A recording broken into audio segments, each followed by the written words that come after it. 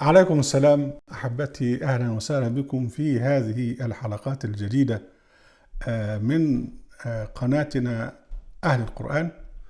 وعنوان هذه الحلقات الجديدة اسألوا أحمد صبحي منصور، وهي للرد على الفتاوى التي ترد إلينا. ويخصص هذا البرنامج اسألوا أحمد صبحي منصور في الرد على أسئلتكم. في هذه الحلقة الأولى سؤال يقول لي: أنت تتهم العرب اليوم بأنهم بدلوا نعمة الله كفرا، وتستدل بقوله جل وعلا: ألم ترى إلى الذين بدلوا نعمة الله كفرا وأحلوا قومهم دار البوار. ويقول هذا اتهام خطير، هل ممكن أن توضح لنا رأيك؟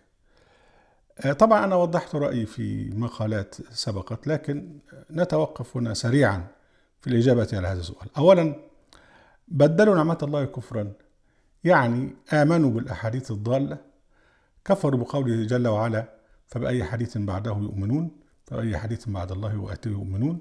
واستبدلوا بنعمة الله جل وعلا أحاديث البخاري وغيره. يعني لو في القرآن الكريم أكثر من 150 آية في شفاعة البشر، في شفاعة النبي، لكنهم يكفرون بكل هذه الآيات مقابل أحاديث أو 2 أو 3 في البخاري. يعني بدلوا نعمة الله كفرا. النعمة من أسماء القرآن الكريم، وجت جت في البداية في قوله سبحانه وتعالى: فذكر فما أنت بنعمة ربك بكاهن ولا مجنون.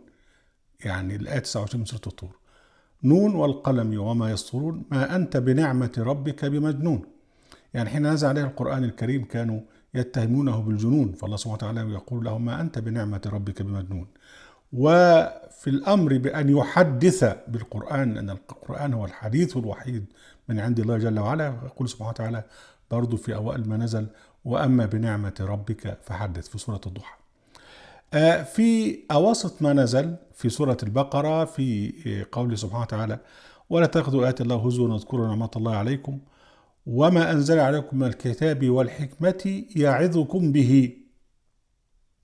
الآية 231. شوف، واذكروا نعمة الله عليكم يعني القرآن، وبعدها تفسيرها: وما أنزل عليكم من الكتاب، والحكمة هي الكتاب، بدين قال يعظكم به، لم يقل يعظكم بهما. فالقرآن هو نعمة الله.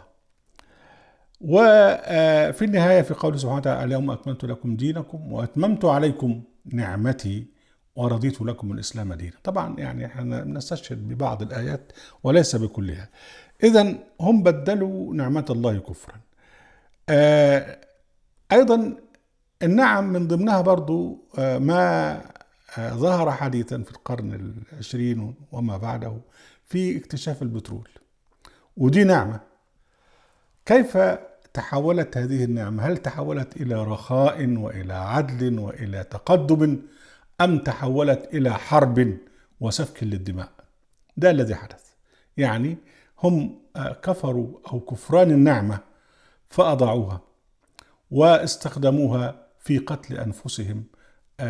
يعني يقتلون أنفسهم ويخرجون أنفسهم من ديارهم. أنفسهم يعني هم في بعض يعني. فهم كفروا بنعمة الله جل وعلا في القرآن الكريم، وكفروا بنعمة البترول. إذن إيه الجزاء؟ هو الإهلاك والبور، وهو ما نراه الآن. يعني في اليمن، في العراق، في ليبيا، في سوريا، والبقية تأتي. فقل سبحانه وتعالى: وأحلوا قومهم دار البوار.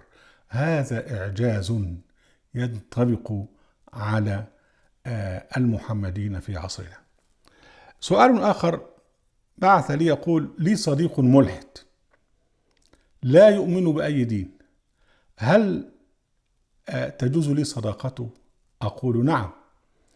الدين اختيار شخصي، هو مسؤول عن اختياره الشخصي، وأنت مسؤول عن اختيارك الشخصي، سواء كنت قرآنيا أو كنت شيعيا أو كنت مسيحيا أو كنت سنيا.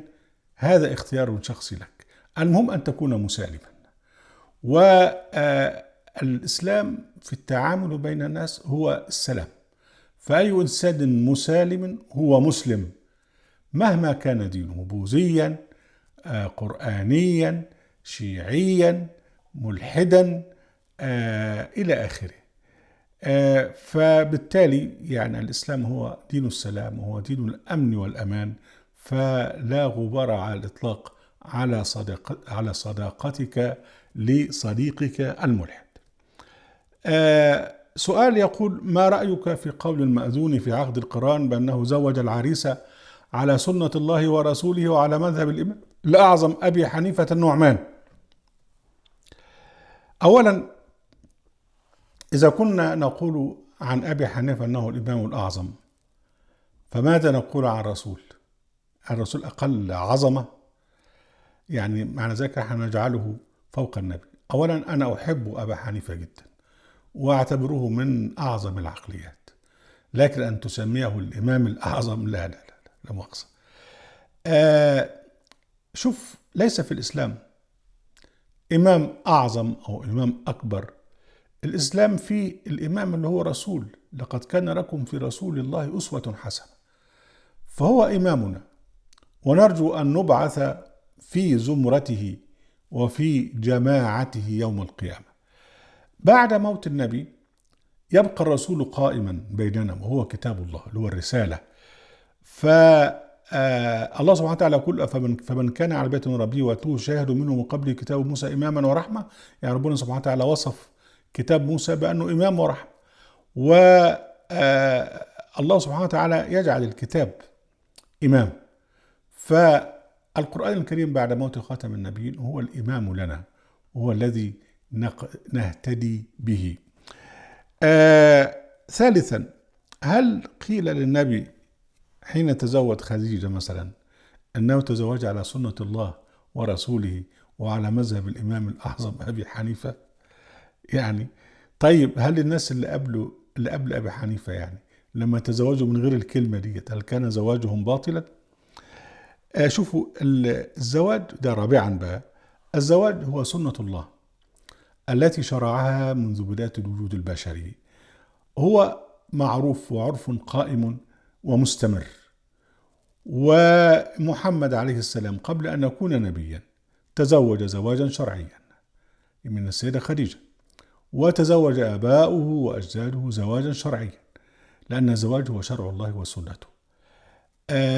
بغض النظر بقى يعني بما يقال في الزواج من عبارات يعني تعتبر مناقضة للإسلام زي الإمام الأعظم، أو اللي يتجوز بقى على سنة بوذا أو على كذا أو على كذا، هو الزواج شرعي بغض النظر على ما يقال فيه. أهم شيء أنه هو زواج بتراض وبشهود وبإعلان وبصداق.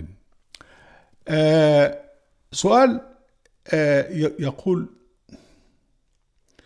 نعيش في بلد أوروبي ونحن أسرة صغيرة وحيدة في البلد اللي احنا فيها، ولما مات أبي اضطررنا أن ندفنه في مدفن البلد وسط المسيحيين المدفونين. يعني هل هذا حرام؟ أقول أبدا ليس حراما.